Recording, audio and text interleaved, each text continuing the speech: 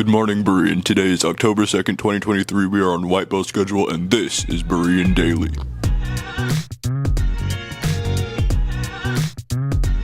Seniors, there will be a college application open lab tomorrow morning. Come to the computer lab before school at 8 a.m. to work on your college apps. Mrs. Tegler will be there to help you with any questions. This Wednesday is the last day to buy tickets to homecoming. We cannot accommodate any late purchases after Wednesday, so be sure to get your tickets now. Use the QR code posted around campus or visit the BCHS app or website to access the ticket purchasing page. Seniors, would you like help brainstorming or getting feedback on your college essays? Sign up for the next college essay writing workshop, which will be held after school on Tuesday, October 10th. Register through the Berean app, the College and Career newsletter, or ask Mrs. Tegler for the link. Softball is just around the corner. Well, not really. However, softball's off-season strength and conditioning workouts will begin Wednesday, October 11th from 6:45 to 7:45 a.m. in the weight room. To hear more about this and the upcoming season, Coach Wells will hold an informational meeting on October 4th at lunch in the gym. Boys soccer will be having a meeting today at lunch on the football field with the new coach. Make sure to be there on time. Ladies, this Wednesday is the last day to sign up for the Powder Puff tournaments. Powder Puff tournaments will take place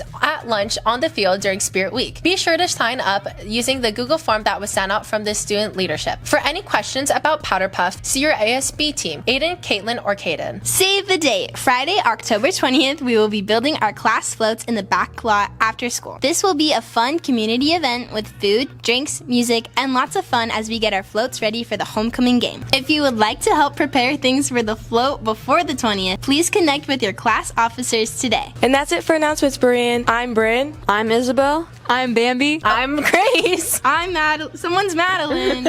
And this is Berean Daily. All right, Berean, welcome to another 3-minute devotion in the principal's office. I want to continue our series on the artwork in Mr. Richter's room. And this week, I want to look at the painting. It's more than 100 years old. It sits in the British Museum, but it's a painting of Daniel in the lion's den, right? And it comes to us from Daniel chapter 6. Well, the context of the story is that King Nebuchadnezzar has come to Israel. He's kidnapped the best, the brightest, the strongest, and the youngest people in the land, and he's brought them back to Babylon, right? To make his nation great, right? If you're going to make your nation great, you need great people. And so he finds the best of the best in Israel, and Daniel is one of them. And in Daniel chapter 6, verse 3, we read that Daniel became distinguished, that he was set above all of the other administrators in all of Babylon and was great. Sometimes when you become great, people get jealous, right? And there were some folks who wanted to get Daniel. And so they convinced the king, you know the story, they convinced the king to make a decree that no one could pray for 30 days. Right, to his God. In the very next verse, when we saw that the decree had been issued in verse 10, we read, when Daniel knew that the document had been signed, he went to his house where he had windows in his upper chamber open toward Jerusalem. He got down on his knees 3 times a day and prayed and gave thanks before his God as he had done previously. Folks, I think the point is really clear that prayer and a relationship with God was super important for Daniel. It was more important than anything else that was going on in this nation. It was more important than his own life. It was more important than being in this secular society where you don't want to stick your head out and be better or different than anyone else. And I think that's the principle for us today, is that as people who live in a secular society where you don't want to be different, where you don't want to stick your head up and above the crowd and be different than anyone else, right? That we're called to be different. We're called to be set apart. We're called to be holy for the Lord. And so my challenge to you this week, folks, is to be bold, to make your faith public, right? To be out there, to ask people if they need to be prayed for, and people, especially people who are struggling in their lives right now, like be a person of prayer, be a person of boldness, and be willing to stick your head up for the Lord Jesus Christ. Have a great week, everyone.